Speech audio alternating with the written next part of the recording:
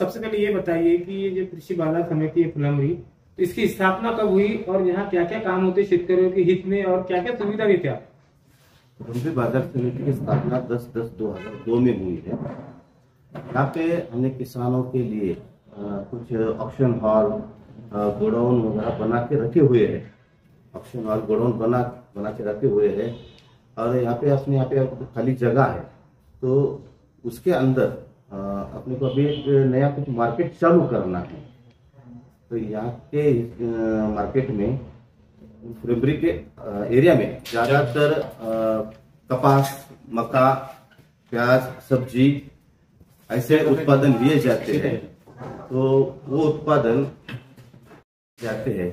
अभी फिलहाल में हमने कुछ नया करने का सोच के यहाँ पे प्याज का मार्केट चालू करने का हमारे जो संचालक मंडल है, सभापति मैडम है उन्होंने और हमारे संचालक मंडल ने मिलकर कुछ नया करने का सोचा और उसके बाद में हमने प्याज का मार्केट चालू करना सोचा। तो यहाँ पे प्याज के लिए व्यापारी नहीं थे, तो हमने कुछ बाहर से व्यापारी मंगा के लिए और उसका एक जाहिर लिलाव चालू किया। अभी 1 जून को उसका उद्घाटन किया। अब इसके बाद में हर शुक्रवार को यहाँ पे प्याज का लिलाव हो जाएगा और वो लिलाव होने के बाद में किसानों को उनका पेमेंट जगह पे मिल जाएगा और किसान जो आएंगे तो उनको बाहर का जो वास्तु खर्चा वगैरह है वो भी बच जाएगा।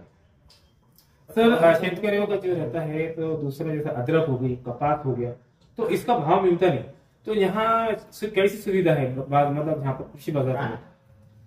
हमारे संचालक मंडल ने एक बात सोच के रखी हुई है कि आगे चल के यहाँ पे कुछ गोडाउन भी बनाएंगे और कोल्ड स्टोरेज भी बनाने का हमारा इरादा है। और हमारे संचालक मंडल ने और एक निर्णय लिया हुआ है, हमारे यहाँ पे एक मक्का प्रोसेसिंग यूनिट चालू कर रहे हैं। वो उसका भी कुछ थोड़े टेक्निकल रह गए हैं, तो टेक्निकल पूरा होने के बाद में जल्द से जल्द ही वो मक्का प्रोसेसिंग युनिट भी चालू हो जाएगा। सर, शेतकऱ्याला काय आवाहन करणार तुम्ही की जास्तीत जास्त जे माल आहे आपले कृषी बाजार फुलंब्री समितीमध्ये इथे आणा, म्हणून काय आवाहन करता? मी सर्व शेतकऱ्यांना विनम्र आवाहन करतो की आपण आपला माल कृषी उत्पन्न बाजार समिती जळगाव रोड फुलंब्री येथे घेऊन यावा। या ठिकाणी तुम्हाला तुमचा माल ठेवण्याची पण सुविधा होईल आणि या ठिकाणी काही छोटे खर्चही लागणार नाहीत आणि त्यामुळे जर तुम्ही इथला तुमचा माल जर इथे आणला तर तुमचा वाहतूक खर्चात आणि वेळेत पण बचत होईल। तरी मी शेतकऱ्याला आणखीन एक आवाहन करतो की तुम्ही तुमचा शेतमाल घेऊन या इथे आणि इथं आल्याच्या नंतर त्याचे लागलीच वजन होऊन तुम्हाला त्याचे पैसे पण जागेवर मिळून जातील। आपलं पूर्ण नाव सांगा आणि आपले पद सांगा। मी मनोज मारुतीराव गोरे, सचिव कृषी उत्पन्न बाजार समिती फुलंब्री। थँक्यू।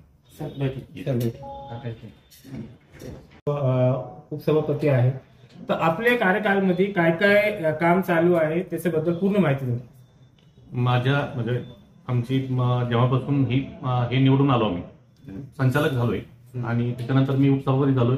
आमच्या माननीय आमदार त्या सभापती झाले, त्यावेळेस आमच्या मार्केटला म्हणजे उत्पन्न नव्हते आणि पैसाही नव्हता, परंतु आता आमची मार्केट कमिटी कमीत कमी 1 कोटीच्या पुढे गेली। त्याच्यानंतर आम्ही असा विचार केला की काहीतरी आपण याच्यातून शेतकऱ्यांसाठी काहीतरी करायला पाहिजे। त्या हिशोबाने पहिले जो मक्काचा व्यापार होता आमचा खेडोपाडी, तिथं हे व्हायचा, मार्केट यार्डमध्ये कोणी आणायला तयार नव्हतं।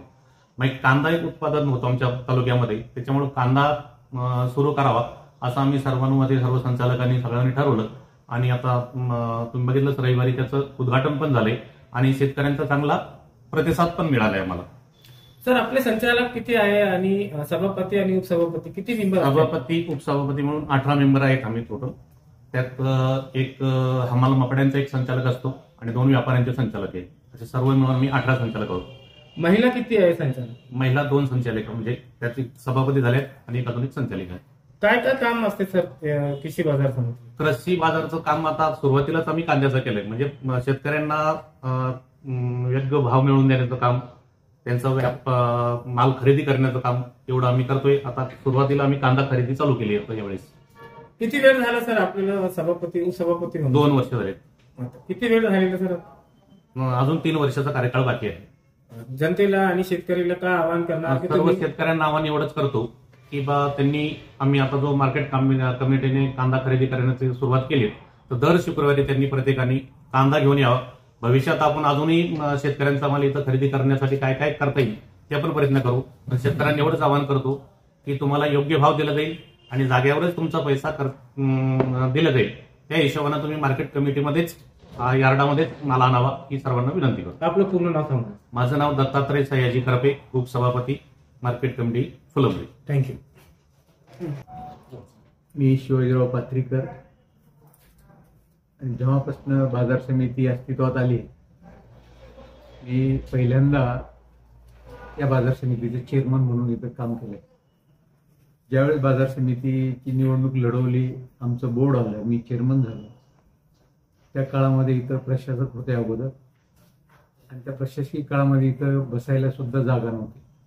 एक छोटंसं आउट हाऊस होतं, स्टोअर रूम होती, त्यामध्ये पहिल्या 1-2-3 बैठका आम्ही घेतल्या. त्यानंतर ही एक बिल्डिंग RCFची इफकोची ही बिल्डिंग होती, तिच्यामध्ये एका डीलरला ती दिलेली होती. मग आम्ही त्या डीलरकडून आणि इफकोकडून ती हस्तांतरित केली, इथं ऑफिस सुरू केलं.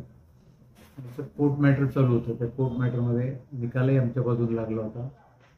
परंतु इफको ही मोठी संस्था आहे, ती त्या निकालावर समाधानी नव्हती. मग ते सुप्रीम कोर्टातही जायची त्यांची तयारी होती, पण आम्ही म्हणलं याला वेळ जाईल, आणि त्यांच्याशी तडजोड करून आम्ही ही बिल्डिंग बाजार समितीला घेतली. आणि इथं त्यावेळेस काही नुसती जमीन होती, आणि नंतर मग आम्ही पणनच्या माध्यमातून, काही बँकेच्या माध्यमातून ही डेव्हलपमेंट केली. तर गाळे काढले, व्यापारी संकुल पाठीमागच्या बाजूला काढलं, रस्ते केले, पाणी उपलब्ध करून दिलं. आणि मग आम्ही तेव्हापासून व्यापाऱ्यांच्या शोधात बाजार समितीचं उत्पन्न कसं वाढेल त्यासाठी प्रयत्न केले. आणि त्याचंच एक हे म्हणून आज आम्ही कांदा मार्केट आम्ही मागच्या या रविवारी सुरुवात केली. त्याचप्रमाणे इथं मक्याचं पीक खूप प्रमाणामध्ये आमच्या तालुक्यामध्ये होतं, आणि त्या मक्याच्या पिकावर प्रक्रिया करणारे काही युनिट्स आपल्या भविष्यामध्ये आम्ही इथं शेतकऱ्यांच्या हितासाठी, बाजार समितीच्या उन्नतीसाठी ते आम्ही सुरू करायचा प्रयत्न करतो. सर, आम्ही एकदा सरांना प्रश्न विचारले की जे शेतकरी कापूस आणतात इथे, कापूसला जास्त भाव मिळत नाही सर, त्याच्या संदर्भात काय म्हणतो? नाही, भावाचा हा काही शेतकऱ्यांच्या हातातला तो प्रश्न नाही. खुली अर्थव्यवस्था आपण स्वीकारलेली आहे, आणि त्यामुळं शेतीमालाचे भाव हे काही आपल्या हातात नाही, ते बाजारपेठेच्या ह्याच्यामधूनच ते मिळतात, आणि ते त्याच्यावर चालतंय. परंतु काही हमी भाव दिलेले की बाजारात जर कमी भाव असेल तर सरकारने काही ती ह्या भावाच्या शेतकऱ्यांनी जर कमी भाव असेल तर शासकीय खरेदीची एक योजना सरकार चालवते, आणि ते जर भाव पडलेच व्यापाऱ्यांकडून तर मग ती शासकीय खरेदी पण होते. मग त्यामध्ये कापसाची खरेदी होते, तूर असेल, सोयाबीन असेल, अनेक अशा पिकांची खरेदी सुद्धा त्यामध्ये होते. थँक्यू. सर, आव्हान काय करेल? आव्हान शेतकऱ्यांना आता हे जागतिक हे खुली अर्थव्यवस्था झाल्यापासून कुठलाही माल कुठेही नेता येतो, त्याच्यावर काही बंधनं नाही. परंतु आणि आपण बघतोय की ह्याच्यामध्ये की जर तसं काही ओपन मार्केटमध्ये गेले तर काही व्यापारी शेतकऱ्यांचे पैसे सुद्धा डुबतात, आणि अनेक केसेस आपल्या समोर आहेत तिथे. तर ही बाजार समिती एक संस्था ही अशी आहे की इथं जर त्या मालाची खरेदी विक्री झाली तर ती जबाबदारी बाजार समितीची असते, ते पैसे त्या शेतकऱ्यांना देण्याची आणि पोहोचण्याची. थँक्यू.